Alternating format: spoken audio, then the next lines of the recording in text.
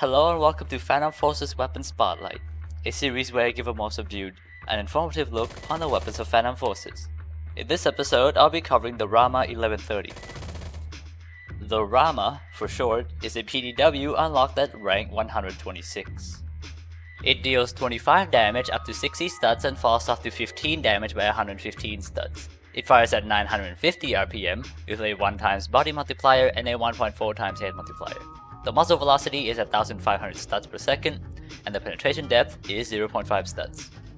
Here is the shots to kill table. It has very low recoil that's mostly horizontal and quite floaty, and it holds 80 rounds in a magazine with 160 rounds in reserve of 9x18mm rounds. The reload speed is 2.5 seconds and the empty reload speed is 3.1 seconds. It has a fast 15 walk speed and a pretty fast 14 aim speed. The RAMA is a veritable powerhouse at close to medium range. It can 4-shot body shot and 3-shot headshot people at minimum range, which is kind of standard, but it does fire at a blistering 950 RPM, and it also has an 80 round drum mag, the largest out of every PDW, PPSH included. The recoil is very low as well, but it has a very slow weapon recoil recovery speed, so it's kind of unique, but you learn to control it pretty quickly. At close range, you don't even have to aim, and it doesn't even matter how many enemies run at you, you're going to shred them to bits. The reload speed is pretty good for PDW standards, but it's insanely fast when you consider that you have an 80 round drum mag. Moving on to medium range, you can see that the RAMA's damage falls off quite quickly. It's not that big of a deal though, as the recoil and drum mag lets you spam and gives you lots of room for error. At long range though, don't even think about it. You do no damage and you're better off using that 15 walk speed to close in on distant targets. The RAMA is incredible, if not downright unfair, on small maps like Metro and Bazaar, but is weak on large maps like Mirage or Revolt. The RAMA also directly competes with the good old PPSH. In short though, the RAMA is definitely better than the PPSH at close range, but they're just about even on medium range. PPSH is better at long range as well, even though it doesn't do much damage, it's still more than the RAMA. Overall, I give the RAMA an A tier, and it would honestly be an S tier if it had a bit more damage and range.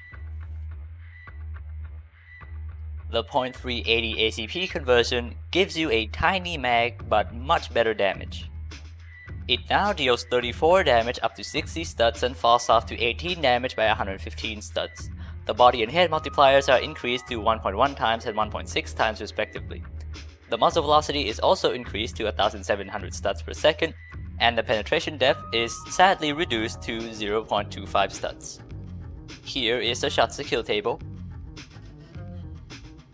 The recoil is the same, but it now holds just 12 rounds in the magazine, with 144 rounds in reserve of .380 ACP rounds.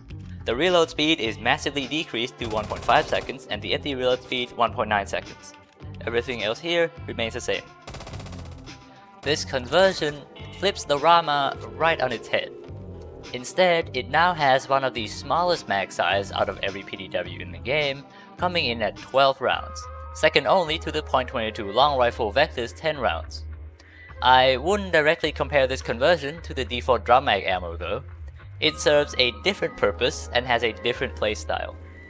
While the default drum mag lends itself to mowing down large groups of people in small maps, the .380 ACP conversion is for taking out individual enemies very quickly up to medium range. The key to success is trigger discipline. You may have extremely fast reload, but conserving ammo lets you take out multiple enemies with a single mag, which is, faster than reloading a few times. Now, this may sound silly, but if you want to use the RAMA on larger maps, this conversion is good for it. If you're forced to fight at long range, you actually have some damage for it now.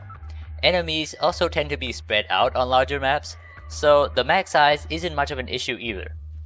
And Strangely enough, I also give the .380 ACP conversion an A tier, because it actually feels good. And that concludes this episode of Phantom Force's Weapons Spotlight. If you enjoyed this video, please leave a like and subscribe to the channel as it helps a lot. Thank you for watching, and see you next time.